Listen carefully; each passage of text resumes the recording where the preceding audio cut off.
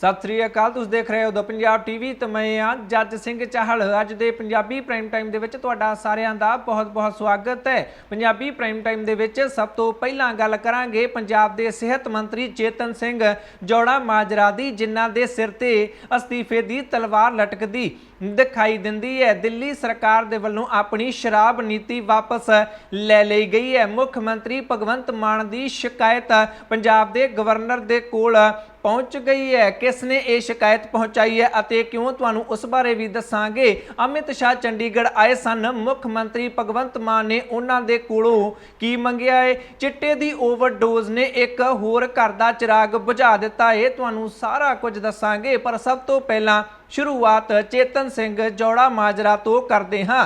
पंजाब के सेहत मंत्री चेतन सिंह जौड़ा माजरा की एक वीडियो सोशल मीडिया ते वायरल हुई। बाबा फरीद यूनीवर्सिटी के vice chancellor doctor Raj Bahadur के नाल उन्हां दे वल्लों जो वर्तारा किया गया सी, उस नूं लैके पंजाब की सियासत दे विच हुण जबरदस्त विरोध हुंदा दिखाई दिंदा है अते डॉक्टरां दे वल्लों मैडिकल अफसरां दे वल्लों भी सरकार दा अते इस मंत्री दा बड़ा जबरदस्त तरीके नाल विरोध किया जा रहा है। वख-वख जिलियां दे विच मैडिकल अफसरां दे वल्लों अस्तीफे दिते जाण लग पे, दबाव बनाया जाण लग पिया कि मंत्री नूं बर्खास्त करना चाहिदा है अते चेतन सिंह जौड़ा माजरा नूं बिना शर्त मुआफी भी मंगनी चाहिदी है। पूरे भारत दे विच ये मुद्दा पूरी तरह भखदा दिखाई दिंदा है। इंडियन मैडिकल एसोसीएशन दे वल्लों भी बयान जारी कर दिता गया है कि एक तां ये मंत्री बिना शर्त मुआफी मंगे अते दूजा कैबिनेट दे विचों भी बाहर दा रस्ता इस मंत्री नूं विखाया जाना चाहिए है। पंजाब दे विच विरोधी पार्टियां दे नाल नाल हुण आम आदमी पार्टी दे लीडर भी अपने ही मंत्री दे खिलाफ भुगतदे दिखाई दिंदे ने। कैबिनेट मंत्री फौजा सिंह सरारी दे वल्लों बयान दिता गया कि इंज नहीं करना चाहिए सी, जो भी कीता है ये माड़ा कीता है। कहंदे ने कि अजिहा वर्तारा पहली वार विच ही नहीं करना चाहिए। जेकर किसी नूं समझाउणा है तां पहलां प्यार नाल समझाउणा चाहिए है, उस तो बाद थोड़ा जिहा दबका ते उस तो बाद अजिहा वर्तारा कीता जा सकदा सी, पर पहली बार इंज कर देना ये माड़ी गल है। इदां नहीं करना चाहिए सी। विरोधी पार्टियां दी जेकर गल करिए तां विरोधी धिर दे नेता प्रताप सिंह बाजवा दे वल्लों मंग कीती गई है मुख मंत्री तो कि अपने मंत्री नूं सदो, उस नूं समझाओ। जेकर समझदा है मंत्री तां ठीक है, नहीं तां फिर अस्तीफा लैके घर नूं उस मंत्री नूं तोड़ दिओ। अमरिंदर सिंह राजा वड़िंग डॉक्टर राज बहादुर नूं मिलण पहुंच गए अते जदों ओ मिले तां डॉक्टर राज बहादुर दे अथरू वह तुरे, इमोशनल हो गए, भावुक हो गए डॉक्टर राज बहादुर। उन्होंने कहा कि 44-45 साल का मेरा करियर हो गया है, 13 वड्डे हस्पतालों दे विच मैं काम कर चुका, पर अजिहा वतीरा मेरे नाल किते नहीं किया गया। सेहत मंत्री दे वर्तारे तो इंज जाप रहा सी कि जिवें जान बुझ के उन्होंने मेरी बेइज्जती की है, मैनू जलील करने की कोशिश की है। इत्थे डॉक्टर राज बहादुर दे वल्लों यह भी खुलासा किया गया कि जदों मैं अस्तीफा भेजा मुख मंत्री भगवंत मान नूं, उस वेले ही उन्हां दा फोन आ गया अते उन्होंने फोन ते मेरे तो मुआफी मंगी है अते यह भी कहा है कि मैं अपने मंत्री नूं ताड़िया है कि अगे तो अजिहा कोई भी काम नहीं करना। अकाली दल दे वल्लों भी लगातार ये मंग की जा रही है कि जिहड़ा मंत्री है, नवां मंत्री है सेहत मंत्री चेतन सिंह जौड़ा माजरा, उसनूं बर्खास्त किया जाना चाहिए है। डॉक्टर लगातार मंग कर रहे हैं कि अपने मंत्रियों नूं काउंसलिंग दिओ, उन्होंने समझाओ, उन्होंने क्लासां लाओ कि जनता के नाल, डॉक्टरां दे नाल, आम लोगों के नाल व्यवहार किवें करना है, उन्होंने सारा कुछ सिखा के फिर ही साडे विचकार भेजो। भारतीय जनता पार्टी के हरजीत सिंह गरेवाल के वलों तां यह भी मंग कर दी गई कि उन्हां लोकां ते भी मुकदमा किया जाना चाहिए है जिहड़े पहलां तां डॉक्टरां नूं जलील करते हैं, उस तो बाद वीडियो बना के भी वायरल कर देंदे ने। अजिहे लोकां ते मुकदमा भी दर्ज किया जाना चाहिए है। डॉक्टर धनवीर गांधी भी कहते हैं कि यह सब गलत हो रहा है। इस तरीके नाल सारियां विरोधी पार्टियां दे वल्लों इत्थे मंग की जा रही है कि चेतन सिंह जौड़ा माजरा दा अस्तीफा ले लेना चाहिए है अते आम आदमी पार्टी दे जिहड़े अपने मंत्री ने फौजा सिंह, उन्हां दे वल्लों भी इस वीडियो दी, इस वर्तारे दी विरोधता कर दी गई है। आम आदमी पार्टी के बुलारे मालविंदर सिंह कंग दे वल्लों चंडीगढ़ दे विच प्रैस कॉन्फ्रेंस की गई। होर मुद्दे ते प्रैस कॉन्फ्रेंस उन्होंने की सी, पर पत्रकारां ने यह सवाल पूछ लिया कि इस वर्तारे ते की कहोगे। उन्होंने कोई भी ढुकवां जवाब नहीं सुझिया। वो कहते हैं कि मैं ये कहना चाहना कि जो भी यह घटना वापरी है, घटना नहीं वापरनी चाहिए सी, पर साडे ਮੰਤਰੀ ਦੀ ਕੋਈ ਗਲਤ ਮਨਸ਼ਾ ਨਹੀਂ ਸੀ। ਉੱਥੇ ਜਾ ਕੇ ਸਿਰਫ ਤੇ ਸਿਰਫ ਉਹ ਸਫਾਈ ਬਾਰੇ ਹੀ ਚਰਚਾ ਕਰਨਾ ਚਾਹੁੰਦੇ ਸਨ। ਇਸੇ ਦਰਮਿਆਨ ਹੀ ਇਹ ਘਟਨਾ ਵਾਪਰ ਗਈ। ਇਹ ਘਟਨਾ ਨਹੀਂ ਵਾਪਰਨੀ ਚਾਹੀਦੀ ਸੀ। ਮੁੱਖ ਮੰਤਰੀ ਭਗਵੰਤ ਮਾਨ ਦਾ ਬਿਆਨ ਵੀ ਇਸ ਮੁੱਦੇ ਤੇ ਸਾਹਮਣੇ ਆਉਂਦਾ ਦਿਖਾਈ ਦਿੰਦਾ ਹੈ। ਉਹਨਾਂ ਨੇ ਡਾਕਟਰ ਰਾਜ ਬਹਾਦਰ ਦੀਆਂ ਤਾਰੀਫਾਂ ਕਰ ਦਿੱਤੀਆਂ ਨੇ। ਬੜੇ ਨਜ਼ਦੀਕੀ ਮਿੱਤਰ ਨੇ, ਮੈਂ ਬਹੁਤ ਲੰਮੇ ਸਮੇਂ ਤੋਂ ਉਹਨਾਂ ਨੂੰ ਜਾਣਦਾ ਅਤੇ ਬਹੁਤ ਵਧੀਆ ਸਰਜਨ ਨੇ, ਬਹੁਤ ਵਧੀਆ ਡਾਕਟਰ ਨੇ। ਪਰ ਜਦੋਂ ਕੰਮ ਕਰੀਦਾ ਹੈ ਤਾਂ ਅਜਿਹੀਆਂ ਘਟਨਾਵਾਂ ਵਾਪਰ ਜਾਂਦੀਆਂ ਨੇ। ਕੰਮ ਕਰਨ ਲੱਗਿਆ ਅਜਿਹਾ ਕੁਝ ਹੋ ਜਾਂਦਾ ਹੈ, ਪਰ ਉਹ ਬਹੁਤ ਵਧੀਆ ਡਾਕਟਰ ਨੇ। ਅਜਿਹੀ ਗੱਲ ਕਹਿ ਕੇ ਇੱਥੇ ਟਾਲ ਮਟੋਲ ਦੀ ਕੋਸ਼ਿਸ਼ ਪੰਜਾਬ ਦੇ ਮੁੱਖ ਮੰਤਰੀ ਭਗਵੰਤ ਮਾਨ ਦੇ ਵੱਲੋਂ ਕੀਤੀ ਗਈ ਹੈ। ਉਹਨਾਂ ਨੇ ਇਹ ਸਾਫ਼ ਨਹੀਂ ਕੀਤਾ ਕਿ ਡਾਕਟਰ ਰਾਜ ਬਹਾਦਰ ਤੋਂ ਮੁਆਫੀ ਉਹਨਾਂ ਦੇ ਵੱਲੋਂ ਮੰਗੀ ਗਈ ਹੈ ਜਾਂ ਫਿਰ ਨਹੀਂ। ਉਹਨਾਂ ਨੇ ਇਹ ਵੀ ਨਹੀਂ ਦੱਸਿਆ ਕਿ ਉਹਨਾਂ ਨੇ ਆਪਣੇ ਮੰਤਰੀ ਨੂੰ ਝਾੜਿਆ ਹੈ ਜਾਂ ਫਿਰ ਨਹੀਂ। ਉਹਨਾਂ ਨੇ ਇਹ ਵੀ ਨਹੀਂ ਦੱਸਿਆ ਕਿ ਆਪਣੇ ਸਿਹਤ ਮੰਤਰੀ ਤੋਂ ਉਹ ਅਸਤੀਫਾ ਲੈਣਗੇ ਜਾਂ ਫਿਰ ਨਹੀਂ, ਕਿਉਂਕਿ ਵਿਰੋਧੀ ਧਿਰਾਂ ਦੇ ਵੱਲੋਂ ਇੱਕ ਆਵਾਜ਼ ਦੇ ਵਿੱਚ ਇਹ ਮੰਗ ਕੀਤੀ ਜਾ ਰਹੀ ਹੈ ਕਿ ਚੇਤਨ ਸਿੰਘ ਜੌੜਾ ਮਾਜਰਾ ਤੋਂ ਅਸਤੀਫਾ ਲੈ ਲੈਣਾ ਚਾਹੀਦਾ ਹੈ। ਇੱਥੇ ਅਸੀਂ ਤੁਹਾਡੇ ਕੋਲ ਵੀ ਪੁੱਛ ਲੈਣਾ ਚਾਹੁੰਦੇ ਹਾਂ ਕਿ ਤੁਹਾਨੂੰ ਕੀ ਲੱਗਦਾ ਹੈ ਕਿ ਇਹ ਸਾਰੇ ਵਰਤਾਰੇ ਤੋਂ ਬਾਅਦ, ਘਟਨਾਕ੍ਰਮ ਤੋਂ ਬਾਅਦ ਤੁਹਾਨੂੰ ਕੀ ਲੱਗਦਾ ਹੈ ਕਿ ਪੰਜਾਬ ਦੇ ਸਿਹਤ ਮੰਤਰੀ ਚੇਤਨ ਸਿੰਘ ਜੌੜਾ ਮਾਜਰਾ ਨੂੰ ਅਸਤੀਫਾ ਦੇ ਦੇਣਾ ਚਾਹੀਦਾ ਹੈ ਜਾਂ ਫਿਰ ਨਹੀਂ ਦੇਣਾ ਚਾਹੀਦਾ? ਜੋ ਵੀ ਤੁਹਾਨੂੰ ਲੱਗਦਾ ਹੈ ਕਮੈਂਟ ਕਰਕੇ ਤੁਸੀਂ ਆਪਣੀ ਰਾਏ ਜ਼ਰੂਰ ਦਿਓ। ਅਗਲੀ ਖਬਰ ਦੇ ਵੱਲ ਵਧਦੇ ਹਾਂ। ਅਗਲੀ ਖਬਰ ਦਿੱਲੀ ਸਰਕਾਰ ਦੇ ਨਾਲ ਸੰਬੰਧਿਤ ਹੈ।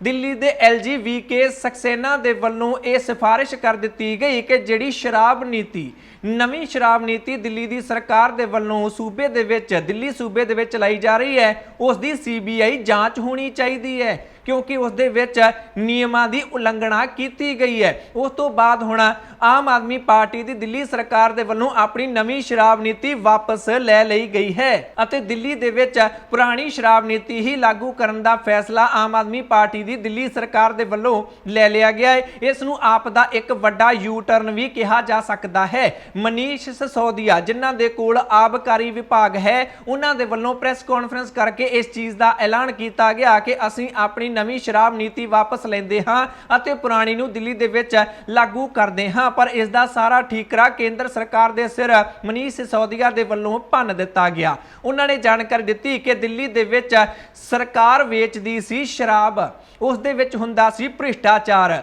ਅਸੀਂ ਉਸ ਨੂੰ ਕਰ ਦਿੱਤਾ ਪ੍ਰਾਈਵੇਟ ਠੇਕੇਦਾਰਾਂ ਨੂੰ ਅਸੀਂ ਠੇਕੇ ਵੇਚੇ, ਉਸ ਦੇ ਨਾਲ ਸਰਕਾਰ ਦਾ ਰੈਵਨਿਊ ਵੱਧ ਗਿਆ, ਪੈਸੇ ਵੱਧ ਗਏ। ਪਰ ਕੇਂਦਰ ਸਰਕਾਰ ਦੇ ਵੱਲੋਂ CBI ਅਤੇ ED ਦੇ ਜ਼ਰੀਏ ਜਿਹੜੇ ਪ੍ਰਾਈਵੇਟ ਠੇਕੇਦਾਰ ਨੇ ਉਹਨਾਂ ਨੂੰ ਧਮਕੀਆਂ ਦਿੱਤੀਆਂ ਗਈਆਂ ਅਤੇ ਹੁਣ ਪ੍ਰਾਈਵੇਟ ਠੇਕੇਦਾਰ ਇੱਕ ਇੱਕ ਕਰਕੇ ਆਪਣਾ ਹੱਥ ਪਿਛਾਂ ਖਿੱਚ ਰਹੇ ਨੇ, ਸ਼ਰਾਬ ਦੇ ਠੇਕੇ ਛੱਡੀ ਜਾਂਦੇ ਨੇ। 850 ਦੇ ਕਰੀਬ ਠੇਕਾ ਸੀ, ਜਿਨ੍ਹਾਂ ਦੇ ਵਿੱਚੋਂ 400 ਦੇ ਕਰੀਬ ਹੱਥ ਪਿੱਛੇ ਖਿੱਚ ਚੁੱਕੇ ਨੇ ਅਤੇ ਆਉਣ ਵਾਲੇ ਦਿਨਾਂ ਦੇ ਵਿੱਚ ED ਅਤੇ CBI ਦੇ ਡਰ ਤੋਂ ਕੁਝ ਹੋਰ ਵੀ ਠੇਕੇਦਾਰ ਪਿੱਛੇ ਹੋ ਜਾਣਗੇ, ਜਿਸ ਕਰਕੇ ਇਸ ਨੀਤੀ ਨੂੰ ਦਿੱਲੀ ਦੇ ਵਿੱਚ ਲਾਗੂ ਰੱਖਣਾ ਸੰਭਵ ਨਹੀਂ ਹੋ ਸਕੇਗਾ। ਕੇਂਦਰ ਸਰਕਾਰ ਦੇ ਕਰਕੇ ਸਾਨੂੰ ਇਹ ਨੀਤੀ ਵਾਪਸ ਲੈਣੀ ਪੈ ਰਹੀ ਹੈ। ਇਸ ਤਰੀਕੇ ਦਾ ਦਾਅਵਾ ਇੱਥੇ ਆਬਕਾਰੀ ਵਿਭਾਗ ਦੇ ਮੰਤਰੀ, ਦਿੱਲੀ ਦੇ ਆਬਕਾਰੀ ਵਿਭਾਗ ਦੇ ਮੰਤਰੀ ਮਨੀਸ਼ ਸਿਸੋਦੀਆ ਦੇ ਵੱਲੋਂ ਕਰ ਦਿੱਤਾ ਗਿਆ। ਭਾਰਤੀ ਜਨਤਾ ਪਾਰਟੀ ਦੀ ਜੇਕਰ ਗੱਲ ਕਰੀਏ ਤਾਂ ਮਨਜਿੰਦਰ ਸਿੰਘ ਸਿਰਸਾ ਕਹਿੰਦੇ ਨੇ ਕਿ ਪਤਾ ਲੱਗ ਗਿਆ ਹੈ ਕਿ ਇਹਨਾਂ ਦੀ ਨੀਤੀ ਦੇ ਵਿੱਚ ਖਾਮੀਆਂ ਸਨ,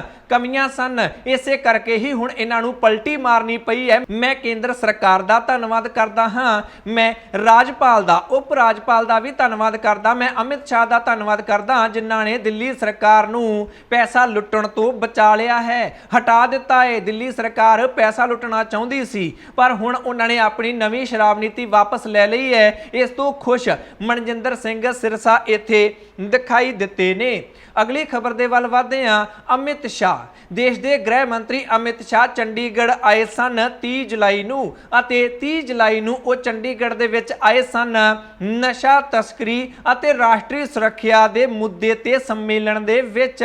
ਇਸ ਮੌਕੇ ਉਹਨਾਂ ਦੇ ਵੱਲੋਂ 5 ਸੂਬਿਆਂ ਦੇ ਰਾਜਪਾਲਾਂ ਅਤੇ ਮੁੱਖ ਮੰਤਰੀਆਂ ਨੂੰ ਵੀ ਇਸ ਸੰਮੇਲਨ ਦੇ ਵਿੱਚ ਸੱਦਿਆ ਗਿਆ ਸੀ ਅਤੇ ਅਫਸਰਸ਼ਾਹੀ ਵੀ ਇਸ ਮੌਕੇ ਤੇ ਮੌਜੂਦ ਸੀ। ਇਹਨਾਂ 5 ਸੂਬਿਆਂ ਦੇ ਵਿੱਚ ਪੰਜਾਬ ਵੀ ਆਉਂਦਾ ਸੀ। ਮੁੱਖ ਮੰਤਰੀ ਭਗਵੰਤ ਮਾਨ ਅਤੇ ਪੰਜਾਬ ਦੇ ਅਫਸਰਾਂ ਦੇ ਵੱਲੋਂ ਵੀ ਇਸ ਸੰਮੇਲਨ ਦੇ ਵਿੱਚ ਸ਼ਿਰਕਤ ਕੀਤੀ ਗਈ, ਸ਼ਮੂਲੀਅਤ ਕੀਤੀ ਗਈ। ਇਸ ਪ੍ਰੋਗਰਾਮ ਦੇ ਦੌਰਾਨ ਜਦੋਂ ਇਹ ਪ੍ਰੋਗਰਾਮ ਚੱਲ ਰਿਹਾ ਸੀ ਤਾਂ ਦੇਸ਼ ਦੇ ਵੱਖ-ਵੱਖ 4 ਥਾਵਾਂ ਤੇ 30,000 ਕਿਲੋਗ੍ਰਾਮ ਦੇ ਕਰੀਬ ਨਸ਼ਾ ਨਸ਼ਟ ਕਰ ਦਿੱਤਾ ਗਿਆ। ਨਸ਼ੇ ਦੇ ਖਿਲਾਫ ਹੀ ਇਹ ਸੰਮੇਲਨ ਕੀਤਾ ਜਾ ਰਿਹਾ ਸੀ। ਦੇਸ਼ ਦੇ ਗ੍ਰਹਿ ਮੰਤਰੀ ਅਮਿਤ ਸ਼ਾਹ ਦੇ ਵੱਲੋਂ ਪੰਜਾਬ ਬਾਰੇ ਇਹ ਦਾਅਵਾ ਕੀਤਾ ਗਿਆ ਹੈ ਕਿ ਪੰਜਾਬ ਦੇ ਵਿੱਚ ਨਸ਼ੇ ਦੀ ਸਮੱਸਿਆ ਬਹੁਤ ਜ਼ਿਆਦਾ ਹੈ, ਪਰ ਸਾਡੀ ਕੇਂਦਰ ਸਰਕਾਰ ਨਸ਼ੇ ਦੇ ਖਿਲਾਫ ਜ਼ੀਰੋ ਟੋਲਰੈਂਸ ਦੀ ਨੀਤੀ ਅਪਣਾਵੇਗੀ, ਭਾਵ ਬਿਲਕੁਲ ਸਹਿਣ ਨਹੀਂ ਕੀਤਾ ਜਾਵੇਗਾ ਇਸ ਨਸ਼ੇ ਨੂੰ ਕਿਸੇ ਵੀ ਸੂਬੇ ਦੇ ਵਿੱਚ।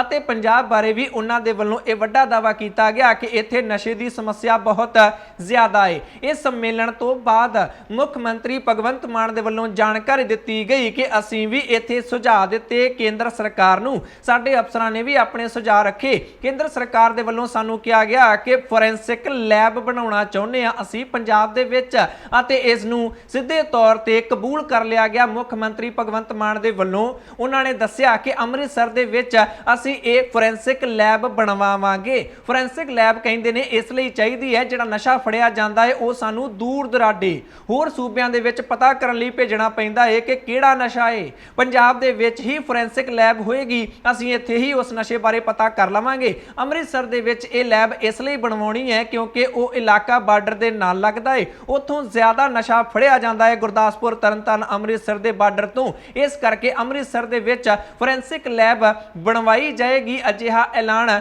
ਮੁੱਖ ਮੰਤਰੀ ਭਗਵੰਤ ਮਾਨ ਦੇ ਵੱਲੋਂ ਇੱਥੇ ਕਰ ਦਿੱਤਾ ਗਿਆ ਹੈ।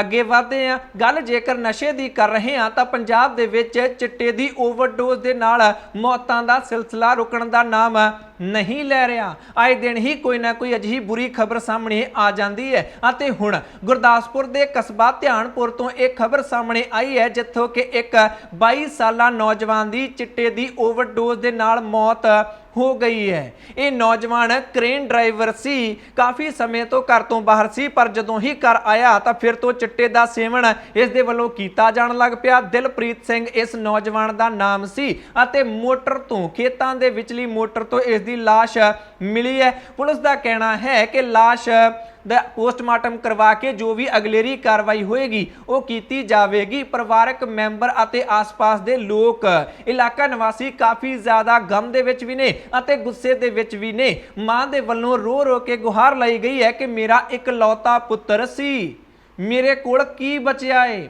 ਹੁਣ ਕੀ ਰਹਿ ਗਿਆ ਮੇਰੇ ਕੋਲ। ਸਰਕਾਰ ਨੂੰ ਇਸ ਪਾਸੇ ਧਿਆਨ ਦੇਣਾ ਚਾਹੀਦਾ ਹੈ। ਜਿੰਨਾ ਮਾਵਾਂ ਦੇ ਪੁੱਤ ਚਲੇ ਜਾਂਦੇ ਨੇ ਉਹਨਾਂ ਵਾਸਤੇ ਫਿਰ ਜਹਾਨ ਤੇ ਕੁਝ ਵੀ ਨਹੀਂ ਬਚਦਾ। ਅਜਿਹੀਆਂ ਭਾਵੁਕ ਗੱਲਾਂ ਇੱਥੇ ਮ੍ਰਿਤਕ ਨੌਜਵਾਨ ਦੀ ਮਾਤਾ ਦੇ ਵੱਲੋਂ ਕੀਤੀਆਂ ਗਈਆਂ। ਸਾਰੇ ਇਲਾਕਾ ਨਿਵਾਸੀ ਵੀ ਕਹਿ ਰਹੇ ਨੇ ਕਿ ਨਸ਼ੇ ਤੇ ਠੱਲ ਪਾਈ ਜਾਣੀ ਚਾਹੀਦੀ ਹੈ। ਨਸ਼ਾ ਤਸਕਰਾਂ ਨੂੰ ਫੜਿਆ ਤਾਂ ਜਾਂਦਾ ਹੈ, ਪਰ ਪੁਲਿਸ ਪੈਸੇ ਲੈ ਕੇ ਛੱਡ ਦਿੰਦੀ ਹੈ। ਮਾਂ ਦੇ ਵੱਲੋਂ ਵੀ ਇੱਥੇ ਇਹ ਦਾਅਵਾ ਕੀਤਾ ਗਿਆ, ਇਹ ਜਿਹੜੀ ਰਿਸ਼ਵਤਖੋਰੀ ਹੈ, ਨਸ਼ੇ ਜਿਹੜੇ ਤਸਕਰ ਫੜੇ ਜਾਂਦੇ ਨੇ ਪੈਸੇ ਲੈ ਕੇ ਛੱਡ ਦਿੱਤੇ ਜਾਂਦੇ ਨੇ, ਇਹ ਸਾਰਾ ਵਰਤਾਰਾ ਬੰਦ ਹੋਣਾ ਚਾਹੀਦਾ ਹੈ, ਫਿਰ ਹੀ ਨਸ਼ਾ ਬੰਦ ਹੋ ਸਕਦਾ ਹੈ। ਇਲਾਕਾ ਨਿਵਾਸੀਆਂ ਦੇ ਵੱਲੋਂ ਵੀ ਇਹ ਸਲਾਹ ਇੱਥੇ ਪੰਜਾਬ ਸਰਕਾਰ ਨੂੰ ਦਿੱਤੀ ਜਾ ਰਹੀ ਹੈ। ਅਗਲੀ ਖਬਰ ਦੇ ਵੱਲ ਵਧਦੇ ਹਾਂ। ਐਡਵੋਕੇਟ ਜਨਰਲ ਵਿਨੋਦ ਕਈ ਦੇ ਵੱਲੋਂ ਆਪਣਾ ਅਹੁਦਾ ਸੰਭਾਲ ਲਿਆ ਗਿਆ ਹੈ। ਰਾਜਪਾਲ ਦੇ ਵੱਲੋਂ ਏਜੀ ਦੀ ਨਿਯੁਕਤੀ ਨੂੰ ਮਨਜ਼ੂਰੀ ਦੇ ਦਿੱਤੀ ਗਈ, ਨੋਟੀਫਿਕੇਸ਼ਨ ਜਾਰੀ ਹੋ ਗਿਆ ਤੇ ਵਿਨੋਦ ਕਈ ਪੰਜਾਬ ਦੇ ਨਵੇਂ ਐਡਵੋਕੇਟ ਜਨਰਲ ਬਣ ਚੁੱਕੇ ਨੇ। ਵਿਨੋਦ ਕਈ ਨੂੰ ਲੈ ਕੇ ਪੰਜਾਬ ਦੀ ਸਿਆਸਤ ਦੇ ਵਿੱਚ ਕਾਫੀ ਵਿਵਾਦ ਹੋਇਆ। ਇਸ ਦੇ ਬਾਵਜੂਦ ਭਗਵੰਤ ਮਾਨ ਪਿੱਛੇ ਨਹੀਂ ਹਟੇ ਅਤੇ ਉਹਨਾਂ ਨੇ ਐਲਾਨ ਕਰ ਦਿੱਤਾ ਸੀ ਕਿ ਵਿਨੋਦ ਕਈ ਬਹੁਤ ਵਧੀਆ ਵਕੀਲ ਨੇ ਅਤੇ ਉਹੀ ਐਡਵੋਕੇਟ ਜਨਰਲ ਬਣਨਗੇ। ਵਿਵਾਦ ਇਹ ਹੋਇਆ ਸੀ ਕਿ ਗੁਰਮੀਤ ਰਾਮ ਰਹੀਮ ਦੇ ਵਕੀਲ ਨੇ ਵਿਨੋਦ ਕਈ, ਉਹ ਵੀ ਬੇਅਦਬੀ ਦੇ ਮਾਮਲੇ ਦੇ ਵਿੱਚ, ਸੁਮੇਧ ਸੈਣੀ ਦੇ ਵੀ ਵਕੀਲ ਨੇ। ਇਸ ਤੋਂ ਇਲਾਵਾ ਭਾਰਤ ਭੂਸ਼ਣ ਆਸ਼ੂ ਦੇ ਵਕੀਲ, ਡਾਕਟਰ ਵਿਜੇ ਸਿੰਗਲਾ ਦੇ ਵਕੀਲ, ਸਾਰੇ ਕੇਸਾਂ ਦੇ ਵਿੱਚ ਪੰਜਾਬ ਸਰਕਾਰ ਦੇ ਖਿਲਾਫ ਕੇਸ ਲੜ ਰਹੇ ਨੇ ਵਿਨੋਦ ਕਈ, ਅਤੇ ਉਹਨਾਂ ਨੂੰ ਹੀ ਹੁਣ ਏਜੀ ਬਣਾ ਦਿੱਤਾ ਗਿਆ ਹੈ। ਚੋਣਾਂ ਤੋਂ ਪਹਿਲਾਂ ਕਾਂਗਰਸ ਦੇ ਵੱਲੋਂ ਏਪੀਐਸ ਦਿਓਲ ਨੂੰ ਲਾਇਆ ਗਿਆ ਸੀ ਏਜੀ। ਆਮ ਆਦਮੀ ਪਾਰਟੀ ਨੇ ਇਹ ਕਹਿ ਕੇ ਵਿਰੋਧ ਕੀਤਾ ਸੀ ਕਿ ਏਪੀਐਸ ਦਿਓਲ ਤਾਂ ਸੁਮੇਧ ਸੈਣੀ ਦੇ ਵਕੀਲ ਨੇ, ਉਹਨਾਂ ਨੂੰ ਏਜੀ ਨਹੀਂ ਲਾਇਆ ਜਾ ਸਕਦਾ। ਹੁਣ ਗੁਰਮੀਤ ਰਾਮ ਰਹੀਮ ਦੇ ਵਕੀਲ ਨੂੰ ਹੀ ਪੰਜਾਬ ਸਰਕਾਰ ਦੇ ਵੱਲੋਂ ਏਜੀ ਲਾ ਦਿੱਤਾ ਗਿਆ ਹੈ। ਪੰਥਕ ਧਿਰਾਂ ਖਾਸ ਤੌਰ ਤੇ ਇਸ ਗੱਲ ਨੂੰ ਲੈ ਕੇ ਕਾਫੀ ਜ਼ਿਆਦਾ ਗੁੱਸੇ ਦੇ ਵਿੱਚ ਦਿਖਾਈ ਦਿੰਦੀਆਂ ਨੇ ਅਤੇ 31 ਜੁਲਾਈ ਨੂੰ ਬਹਿਬਲ ਕਲਾਂ ਦੇ ਵਿੱਚ ਵੱਡਾ ਇਕੱਠ ਵੀ ਕੀਤਾ ਜਾ ਰਿਹਾ ਹੈ ਪੰਥਕ ਧਿਰਾਂ ਦੇ ਵੱਲੋਂ, ਅਤੇ ਮਾਨ ਸਰਕਾਰ ਨੂੰ ਚੇਤਾਵਨੀਆਂ ਵੀ ਦਿੱਤੀਆਂ ਜਾ ਰਹੀਆਂ ਨੇ ਕਿ ਕੈਪਟਨਾਂ ਦਾ, ਬਾਦਲਾਂ ਦਾ ਹਾਲ ਵੇਖ ਲਓ, ਗੁਰੂ ਦੇ ਨਾਲ ਮੱਥਾ ਤੁਸੀਂ ਵੀ ਲਾ ਲਿਆ ਏ ਭਗਵੰਤ ਮਾਨ ਜੀ, ਤੁਹਾਡਾ ਵੀ ਉਹੀ ਹਾਲ ਹੋਏਗਾ, ਤੁਹਾਨੂੰ ਇੰਜ ਨਹੀਂ ਕਰਨਾ ਚਾਹੀਦਾ ਸੀ। ਇਸ ਦੇ ਬਾਵਜੂਦ, ਚੇਤਾਵਨੀਆਂ ਦੇ ਬਾਵਜੂਦ ਭਗਵੰਤ ਮਾਨ ਦੇ ਵੱਲੋਂ ਵਿਨੋਦ ਕਈ ਨੂੰ ਪੰਜਾਬ ਦਾ ਐਡਵੋਕੇਟ ਜਨਰਲ ਇੱਥੇ ਲਾ ਦਿੱਤਾ ਗਿਆ ਹੈ। ਅਗਲੀ ਖਬਰ ਦੇ ਵੱਲ ਵਧਦੇ ਹਾਂ। 2828 ਏਕੜ ਜ਼ਮੀਨ ਮੁੱਲਾਂਪੁਰ ਦੇ ਨੇੜੇ ਛੋਟੀ ਬੜੀ ਨੱਗਲ ਪਿੰਡ ਪੈਂਦਾ ਹੈ, ਉੱਥੇ 2828 ਏਕੜ ਜ਼ਮੀਨ ਖੁਦ ਮੁੱਖ ਮੰਤਰੀ ਭਗਵੰਤ ਮਾਨ ਦੇ ਵੱਲੋਂ ਜਾ ਕੇ ਛੁਡਵਾਈ ਗਈ ਸੀ, ਉਸ ਤੇ ਕਬਜ਼ਾ ਛੁਡਵਾਇਆ ਗਿਆ ਸੀ। ਦਾਅਵਾ ਕੀਤਾ ਗਿਆ ਕਿ ਇਸ ਦੇ ਵਿੱਚ ਸਿਮਰਨਜੀਤ ਸਿੰਘ ਮਾਨ ਦੇ ਪੁੱਤਰ ਦੀ ਵੀ ਜ਼ਮੀਨ ਹੈ। 125 ਏਕੜ ਉਹਨਾਂ ਨੇ ਵੀ ਨੱਪੀ ਹੋਈ ਸੀ ਅਤੇ ਇਸ ਤੋਂ ਇਲਾਵਾ ਉਹਨਾਂ ਦੀ ਧੀ ਅਤੇ ਜਵਾਈ ਦੀ ਵੀ ਜ਼ਮੀਨ ਹੈ। ਇਸ ਨੂੰ ਲੈ ਕੇ ਹੁਣ ਕੁਝ ਨਵੀਆਂ ਗੱਲਾਂ ਸਾਹਮਣੇ ਆਉਂਦੀਆਂ ਦਿਖਾਈ ਦਿੰਦੀਆਂ ਨੇ। ਭੁਲੱਥ ਤੋਂ ਕਾਂਗਰਸੀ ਵਿਧਾਇਕ ਸੁਖਪਾਲ ਸਿੰਘ ਖਹਿਰਾ ਦੇ ਵੱਲੋਂ ਇੱਕ ਟਵੀਟ ਕੀਤਾ ਗਿਆ, ਜਿਸ ਦੇ ਵਿੱਚ ਉਹਨਾਂ ਨੇ ਦਾਅਵਾ ਕੀਤਾ ਕਿ ਇਹ ਜਿਹੜੀ ਜ਼ਮੀਨ ਕਹਿੰਦੇ ਨੇ ਅਸੀਂ ਛਡਵਾਈ ਹੈ, ਇਹ ਤਾਂ ਕੋਰਟ ਦੇ ਵਿੱਚੋਂ ਪਹਿਲਾਂ ਹੀ ਇਸ ਤੇ ਸਟੇ ਲੱਗਾ ਹੋਇਆ ਹੈ, ਡਰਾਮਾ ਕੀਤਾ ਗਿਆ ਹੈ। ਅਜਿਹਾ ਖਦਸ਼ਾ ਇੱਥੇ ਸੁਖਪਾਲ ਸਿੰਘ ਖਹਿਰਾ ਦੇ ਵੱਲੋਂ ਜਤਾਇਆ ਗਿਆ। BBC ਦੀ ਰਿਪੋਰਟ ਦੇ ਮੁਤਾਬਕ ਇਮਾਨ ਸਿੰਘ ਦਾ ਕਹਿਣਾ ਹੈ ਕਿ ਇਹ ਜਿਹੜੀ 125 ਏਕੜ ਜ਼ਮੀਨ ਦਾ ਦਾਅਵਾ ਸਰਕਾਰ ਦੇ ਵੱਲੋਂ ਕੀਤਾ ਜਾ ਰਿਹਾ ਹੈ, ਮੇਰੇ ਕੋਲ 125 ਏਕੜ ਜ਼ਮੀਨ ਨਹੀਂ ਹੈ। ਸਿਮਰਨਜੀਤ ਸਿੰਘ ਮਾਨ ਦੇ ਦੋਤੇ ਗੋਬਿੰਦ ਸਿੰਘ ਦੇ ਵੱਲੋਂ ਦਾਅਵਾ ਕੀਤਾ ਜਾ ਰਿਹਾ ਹੈ ਕਿ ਇਮਾਨ ਸਿੰਘ ਦੇ ਨਾਮ ਸਿਰਫ 12-13 ਏਕੜ ਹੀ ਜ਼ਮੀਨ ਹੈ ਅਤੇ ਉਹ ਵੀ ਸਾਡੀ ਖਾਨਦਾਨੀ ਜ਼ਮੀਨ ਹੈ, ਅਸੀਂ ਕਿਸੇ ਵੀ ਜ਼ਮੀਨ ਤੇ ਕਬਜ਼ਾ ਨਹੀਂ ਕੀਤਾ ਹੋਇਆ। ਗੋਬਿੰਦ ਸਿੰਘ ਦੇ ਵੱਲੋਂ ਤਾਂ ਇਹ ਵੀ ਐਲਾਨ ਕਰ ਦਿੱਤਾ ਗਿਆ ਹੈ ਕਿ DC ਦੇ ਖਿਲਾਫ, SSP ਦੇ ਖਿਲਾਫ ਅਤੇ ਮੁੱਖ ਮੰਤਰੀ ਭਗਵੰਤ ਮਾਨ ਦੇ ਖਿਲਾਫ ਉਹਨਾਂ ਦੇ ਵੱਲੋਂ ਮਾਣਹਾਨੀ ਦਾ ਕੇਸ ਕੀਤਾ ਜਾਵੇਗਾ। ਇਹ ਵੱਡਾ ਐਲਾਨ ਇੱਥੇ ਸ਼੍ਰੋਮਣੀ ਅਕਾਲੀ ਦਲ ਅੰਮ੍ਰਿਤਸਰ ਦੇ ਲੀਡਰਾਂ ਦੇ ਵੱਲੋਂ ਵੀ ਕਰ ਦਿੱਤਾ ਗਿਆ ਹੈ। ਅਗਲੀ ਖਬਰ ਦੇ ਵੱਲ ਵਧਦੇ ਹਾਂ। ਪੰਜਾਬ ਸਰਕਾਰ ਦੀ ਸ਼ਿਕਾਇਤ ਪੰਜਾਬ ਦੇ ਰਾਜਪਾਲ ਦੇ ਕੋਲ ਪਹੁੰਚ ਗਈ ਹੈ।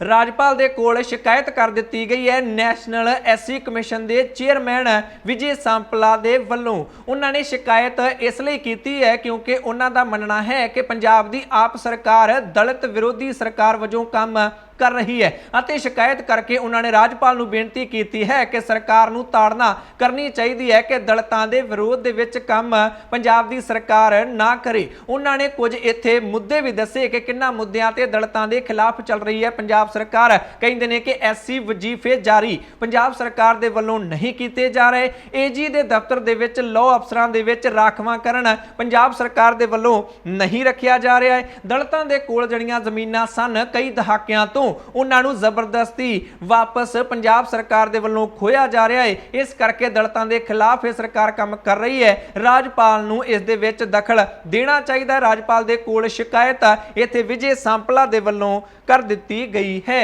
ਅਗਲੀ ਖਬਰ ਦੇ ਵੱਲ ਵਧਦੇ ਹਾਂ।